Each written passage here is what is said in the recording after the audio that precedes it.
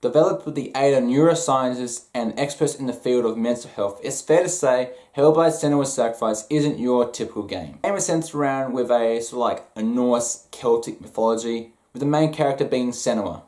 Now Senua is on a journey to hell to retrieve the soul of her lover Dillion, who was sacrificed in a Viking invasion. Now this event has left her mentally scarred, and she's not in a very good place. You can see that throughout her journey. Voices are talking in her head, telling her to go back, telling her she's scared, she's not good enough to do anything, she's a weakling, she should go back. Instead, we have a game here which embraces atmosphere and story over combat, which is much refreshing, to be honest, because if you've got a good story, then you can take a back seat to the combat, because the story can be so much more interesting than the combat. You see the game plays heavily on Senua's mental state, which is not very good. She's in a very dark place. It's basically her mental state's fractured. And you can see that throughout the game through mental visual cues or voices in your head, or the towering Viking foes that can pop out of nowhere, which can be seen as a visual manifestation of Senua's mental state. I mean, that's to be expected with someone who's gone through such a traumatic experience. The voices are brilliantly acted and give you a much unnerving feeling as you continue throughout the game, as they continue to praise you, criticize you, laugh at you, or tell you to run back and tell you you're not good enough. They give you such an unnerving feeling that this is exactly what someone who's going through this sort of mental state would experience.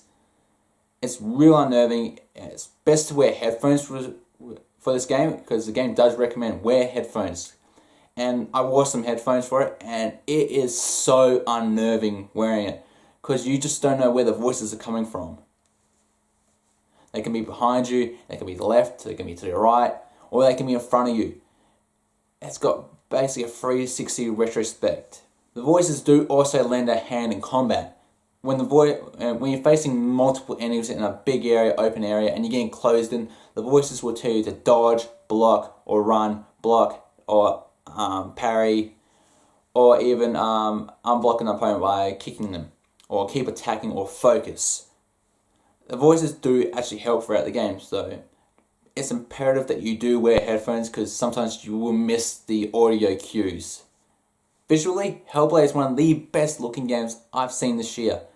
Ninja Theory squeezed every single last detail out of the Unreal Engine 4, and you can see that from the wrinkles or the expressions on Senua's face, from disgust to sadness to anger.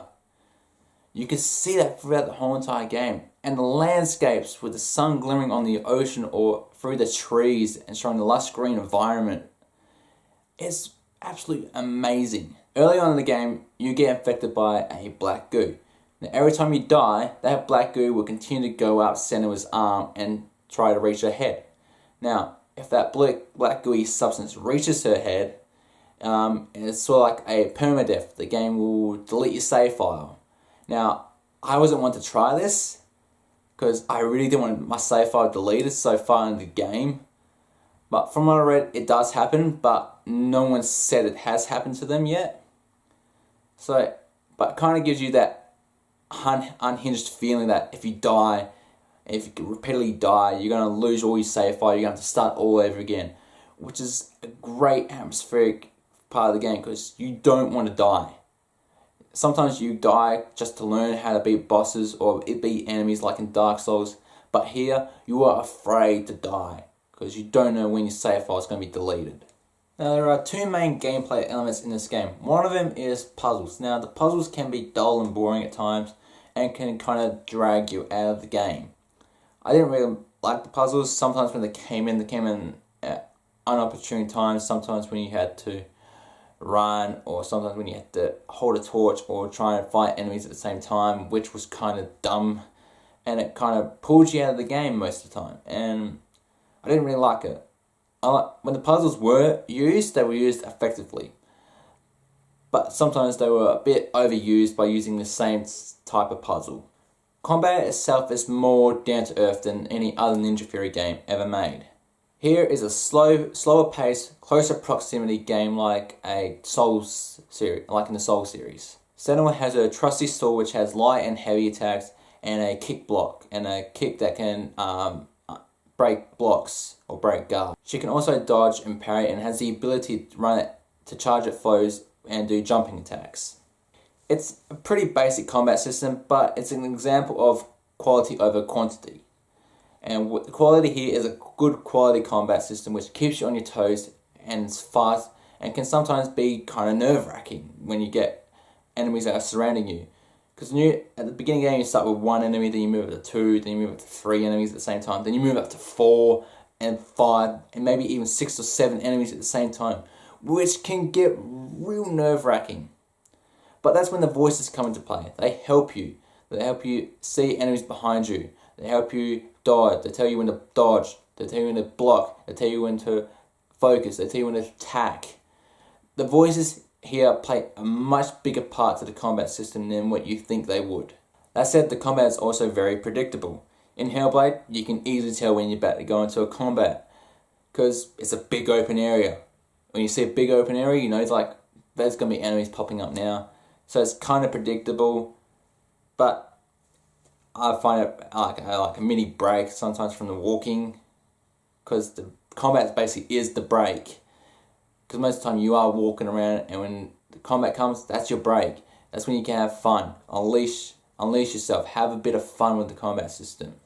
But despite a couple of hiccups, Hellblade is a great game, and I applaud its efforts for incorporating mental health into the themes of the game. Excellent narrative, top-notch use of audio and visuals, simple but solid combat system. It can be a bit predictable. It's not for your hack and slash kind of fans. And the puzzles and the combat are, well, mainly the puzzles are kind of lackluster. But for my final score for Hellblade Senua Sacrifice is an 8 out of 10. I highly recommend you get this game. The game is about 6 to 7 hours long. It's not too long, it's not too short.